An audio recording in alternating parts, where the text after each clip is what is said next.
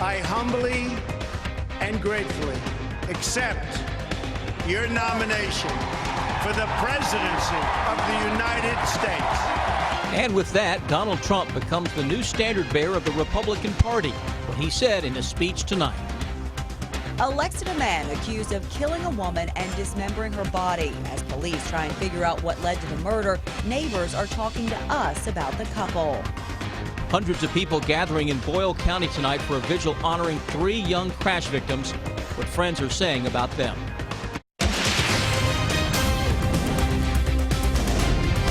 This is WKYT News at 11.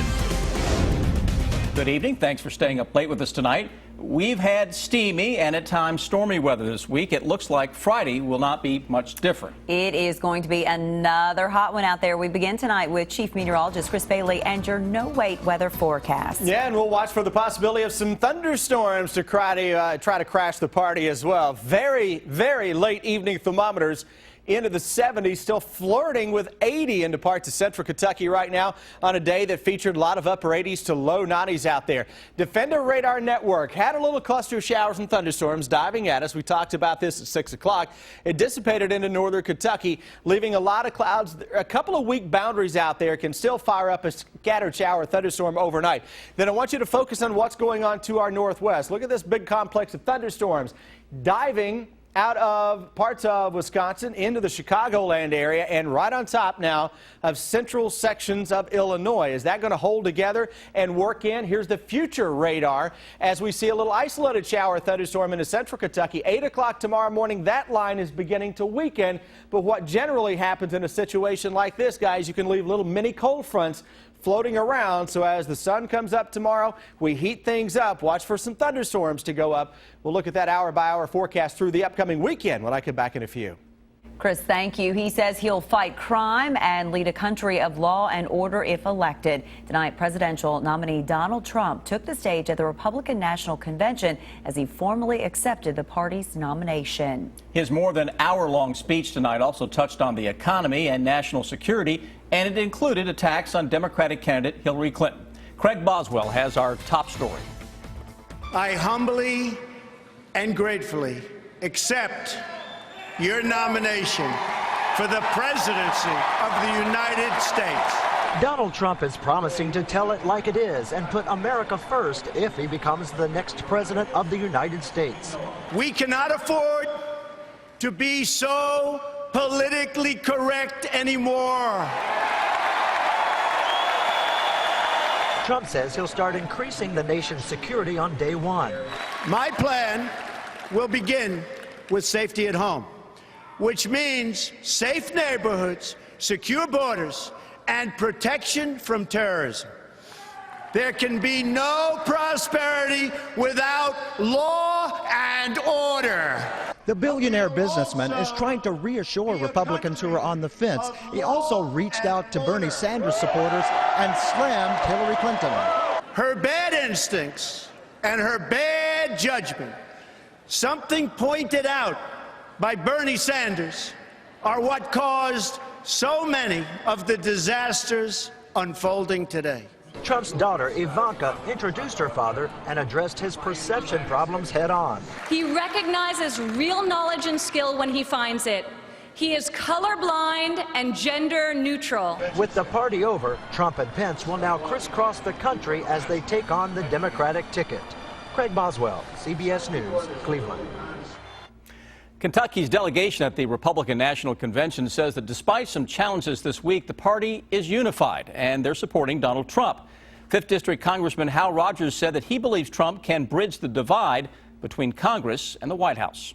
I think he will be a strong leader. I think he understands the role of Congress and the Constitution. So I'm looking for a big change for the better. Governor Matt Bevin and Senate Majority Leader Mitch McConnell are among the other Kentucky Republicans at the convention. Well, Democrats will gather for their national convention in Philadelphia next week, and presidential candidate Hillary Clinton could announce her running mate as soon as tomorrow. According to the Associated Press, 2 Democratic sources saying tonight that Virginia Senator Tim Kaine has emerged as the leading contender. But they also say Clinton has not yet made a final decision. Sources also say Agriculture Secretary Tom Vilsack is still in the mix. A Lexington neighborhood is in shock tonight after a gruesome crime. Police have arrested a man they say killed a woman and dismembered her body. Court records show the suspect, 24-year-old Patrick Jones, and victim 20-year-old Haley Bourgeois had a rocky relationship. Police say they found the victim's body in dumpsters along Malibu Drive this morning. Our Monique Blair talked to some of the couple's neighbors. Detectives everywhere, police everywhere, and didn't really know what was going on. Faye Ivy has lived on Malibu Drive for 26 years. She says what happened outside her home Thursday morning was unlike anything she's ever seen. I was upset that something like that would happen so close to home. 20-year-old Haley Bourgeois' body was found mutilated, and parts of her body were found in these two blue dumpsters behind the Malibu Manor apartment complex. I just wonder what kind of person it takes to dismember a body like that. Thursday afternoon, 24-year-old Patrick Ryan Jones was arrested for murder, tampering with physical evidence, and abuse of a corpse. Court records show Jones and Bourgeois share at least one child together. Documents also show Jones and Bourgeois each filed emergency protective orders against each other last year, citing domestic and interpersonal violence. But then within 2 months, each dropped their EPO against one another. Police believe Jones got into an argument with Bourgeois on Wednesday night and used a blunt object to kill her. My grandson told me that, and my daughter said that they fought a lot. They could hear them fighting up there. This evening, Ivy says a woman who she believes was related to Bourgeois came by the crime scene. She had 2 children with her, and she was in tears, just really bad, you know. In Lexington, Monique Blair, WKYT. In May of 2015, Jones was charged with 2 felony theft charges and 4 misdemeanors, among them theft of more than $10,000 and carrying a concealed deadly weapon. A large turnout tonight in Boyle County as friends and family held a prayer vigil for 3 young people who died in a crash this morning. Police say a car hit a stone fence and burst into flames at the intersection of Highway 33 and Faulkner Lane, north of Danville. The 3 people killed 21-year-old Matt Darlin and Brianna Kaufman and 17-year-old Jacob Frick were all from Harrodsburg. Garrett Weimer shows us how they were remembered tonight. The stone fence here is reduced to rubble, but this family is truly in pieces. And I feel like I've been stomped in the chest right now. A couple hundred gathered where their friends lost their lives. Cars lined the highway in every direction, and the crowd spilled over onto the road. We are at our lowest moment, and we are completely weak and completely helpless. But Lord, we know that you are here with us. Sending messages skyward on balloons, the emotions still so raw for so many. It's going to be hard. It's really, really going to be hard, but with the grace of God, I mean, everything happens for a reason, and we might not know why. We never will know why, but one day when we see him again, we'll understand, and those will be the days that we'll cherish forever. Friends and family say they were even shocked by how many people came out to pay tribute. I didn't realize how many people have been blessed and gotten the privilege to know Brianna and Jacob and Matt the way that we all did. They prayed together, told stories, and sang songs.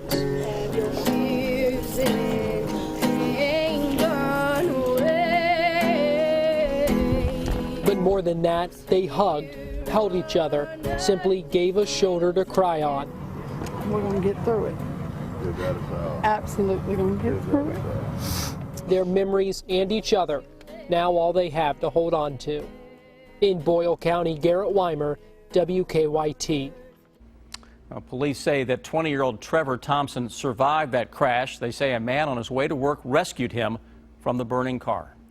A call for peace and unity tonight in Frankfort. The community marched with police officers in a show of support. Tonight's unity march was organized after deadly shootings targeting police around the country. Officer Don took this video of that march from Sky First. It ended at the state capitol. New tonight, Sabira Rayford talked to some people who took part. It hasn't been long since a gunman ambushed a rally and took 5 officers' lives in Dallas, and then less than 2 weeks later, 3 more officers were targeted and killed in Baton Rouge. Today, dozens of people marched to the state capitol to show unity. We as a community must do everything we can to bridge the gap and end the violence. Marchers filled the streets with one goal. And this is an act to show that we're willing to come together despite any background, any difference among us, that we're walking together and we stand together against any type of ignorance. Margaret Felix is a former service member, and she says events like this are important so the community can interact with law enforcement. You know, it's better to have that interaction, that communication. It's easier to come up to a friend and ask them what's going on than someone you don't know, and I think that helps with a lot of the community relations. Several different speakers from different backgrounds spoke on the steps of the Capitol about unity, including former UK football player and current State Labor Secretary Derek Ramsey. Today, I want you to know when it comes to Derek Ramsey, we aren't heroes. You guys are. All of you uniforms. In Frankfort, Sabira Rayford, WKYT. And the mayor of Baton Rouge found out about tonight's march and said he is thankful for the support. A jury has returned with its verdict in the trial of a Lexington man accused of killing his boyfriend. The decision in 10 minutes. And a small eastern Kentucky city is dealing with a big loss tonight, all because of burglars. Now, your hour-by-hour forecast with Chief Meteorologist Chris Bailey. Putting the wraps on a Thursday and 4 minutes away from saying hello to Friday. And we are dealing with another steamy day that is getting ready to take shape across the area. Let's get into it and show you what we are dealing with right now. Temperatures into the 70s, most of central and eastern Kentucky. A little warmer to the west. That thermometer at Louisville is absolutely ridiculous. 73 degrees right now in London, 79 Richmond, most areas into the mid-70s across the entire area. How about your Defender radar network? Well, how about it? Not a whole lot showing up throughout the region. Had some showers and thunderstorms a little earlier here in the southern parts of Indiana and Ohio. Some of that stuff, at least some sprinkles left over with it, getting into northern Kentucky. Now we've got a thunderstorm complex that is dropping to the south out of parts of the Chicagoland area. And we're going to watch that northwestern skyline tomorrow into Saturday, into Sunday for the possibility of some thunderstorms. The core of the heat, as we've been telling you all week, is going to stay to our west, and that's a given right now. Tomorrow, yeah, it's going to get steamy. It's going to get hot again, 90, maybe 93, 94 degrees where you live. But that happens just about every summer on more than one occasion. What we're going to be dealing with, though, tomorrow will be the whole sun versus clouds and storms thing. As storms dive in from the northwest, any boomer that is out there can act to keep the temperatures down just a little bit. So again, temperatures may hit the low 90s at some point as we go deeper into the day tomorrow. We're just a few minutes away from saying today.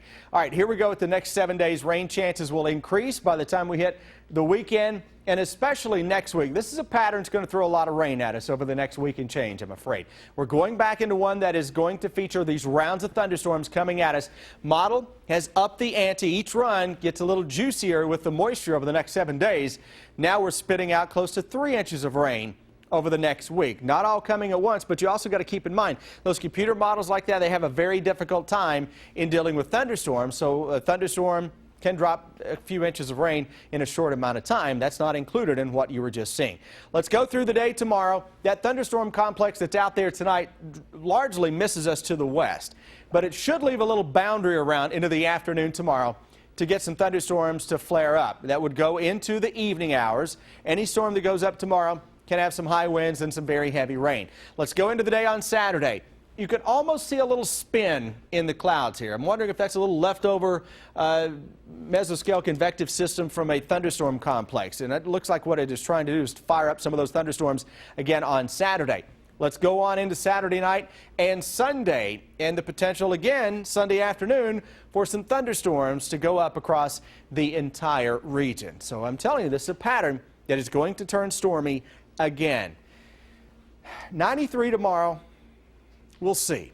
All right, you got to get full sunshine from all the way from daylight right on into the evening and afternoon to get in on full sunshine and low 90s. If not, you get some clouds, you get a thunderstorm or two, you're going to come in with the under. I do think some thunderstorms, though, will ramp up later this weekend. All right, we'll be watching for it. Doesn't make any sense at all. It's midnight. It's past my bedtime. Somehow in there it made sense. Thank Whatever you, you buddy. say. Yeah, we're listening.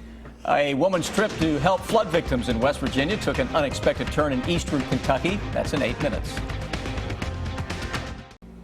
Tonight, a Madison County toddler has died days after being found unresponsive in a pool. The Fayette County Coroner's Office says the 2-year-old boy died this morning at Kentucky Children's Hospital. His name has not been released. Investigators say the boy fell into a pool near a home on Brandy Lane in Richmond on Saturday. The coroner says the death is being investigated as an accidental drowning.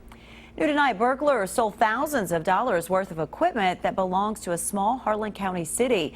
Investigators say early Wednesday morning, the thieves broke into the maintenance department at Lynch City Hall and stole leaf blowers, chainsaws, weed eaters, and water meters. Even with insurance, the mayor of Lynch says the burglary could still cost the city about $2,500. Talking about the poor robbing the poor. That's what happens. It's in a small town like this, a $2,500 loss is a lot of money. So far, police have not made any arrests for the burglary. Investigators say this was the second break-in at the maintenance department in the last year. New tonight, police are looking for a man they say is behind a string of robberies. State police say it all started this afternoon with a home invasion in Owsley County. They say the robber stole a car from the home but was later involved in an injury accident on Highway 1503. Police say the man then stole a second car and drove off again. They say they later found that car in Clay County after the man stole a third car. At last check, police had not found the suspect. New tonight, a jury has reached a verdict in the trial of a Lexington man accused of killing his boyfriend. The Herald Leader is reporting that after 7 hours of deliberations, the jury found Matthew Donahue guilty of second-degree manslaughter. He had been charged with murder. Police say that Donahue stabbed Todd Schumacher last year at the couple's home. The jury recommended a 10-year sentence. Tonight, Roger Ailes has resigned as chief executive of Fox News Channel and Fox Business. It comes 2 weeks after former Fox News anchor Gretchen Carlson filed a lawsuit accusing Ailes of sabotaging her career because she refused his suggestions for sex. Ailes has denied that claim. 21st Century Fox says Rupert Murdoch will take over the role of chief executive of the two channels until a replacement is named.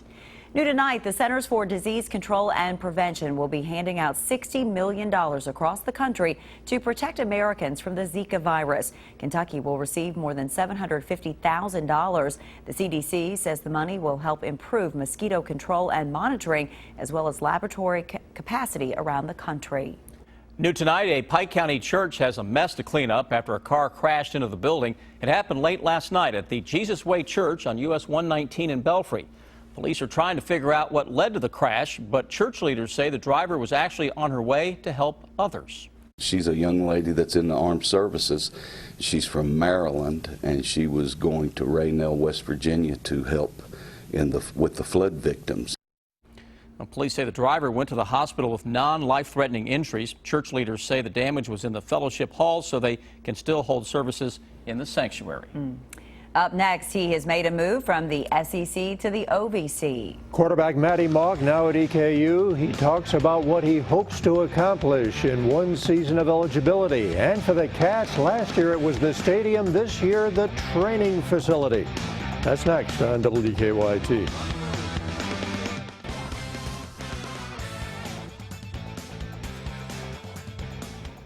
Mark Stoops speaking to Lexington Rotary this afternoon, but he started out his day with his team, touring the new football training facility with his players. Stoops called the new building a game changer. He told the Rotarians it was overwhelming. Stoops said his players deserve it, and this morning was fun. It was really fun for myself and for our president and athletic director. You know, Dr. Capluto was there, and of course Mitch was there, and it was a lot of fun. You know, I think we all feel very proud and very happy for the players because they've been through a lot. They've worked hard. They're good kids, and we promised them that, a lot of them, when we were recruiting them, and to see it come to fruition and get in there, it's surreal, to be honest with you, because it's just been so long. We've been dealing with it for a while. Before Rotary, Stoops talked about Boom Williams, who is dealing with the recent loss of his sister. Stoops said Boom has handled the situation as best he can, and he's getting support at a difficult time. I think it's very important. It was certainly helpful to me when I lost my father while I was in college, and it was good to get right back into a routine and to have a lot of people around you that support you and you know, want to be there to help you, and you feel a certain amount on yourself to you know, not want to let the other guys down too. So it makes you kind of pick yourself up and get back to work. It is 3 years down the road, but Toledo will be the opening game for the Wildcats in 2019 in Commonwealth Stadium. The two schools have never met on the football field. After the opener, the Cats will hit the road up to Eastern Michigan. Missouri transfer Matty Mock is now at EKU, and he hopes to complete the college football journey like former Colonel Noah Spence. Like Spence, who played at Ohio State, Mock was dismissed from his team. He lands at EKU with kind of a chip on his shoulder, hoping to prove the naysayers wrong, and like Spence, Mock hopes to land in the NFL. Watching what he did, you know, laid low, still did what he did best, was play football. And got a second chance and made the most of it, and now he's a second-round draft pick and he's making money. You know, that's the very exact thing I want to do. Whether it's playing in front of a packed house here at Roy Kidd or playing in front of 100 and something thousand in a different stadium or in front of 100 people, it doesn't matter. Doing the things that matter most, of controlling the controllables, that's what's going to help Matty, every other guy on our team, be the best player that they can be. The NBA is moving next year's All-Star Game out of Charlotte because of its objections to a North Carolina law that limits anti-discrimination protections for lesbian, gay, and transgender people. The league has expressed opposition to the law since it was enacted back in March. The NBA hopes to announce a new site for the All-Star Game in the near future. And the Kansas City Royals visiting the White House today, the parent club of the Lexington Legends, winning the World Series last year and getting a 12-minute ceremony. President Obama calling the Royals one of the grittiest, most complete teams we've seen in a long time after the Royals rallied 8 times in the postseason. Former Wildcat slugger A.J. Reed optioned back to AAA by Houston. We'll be right back.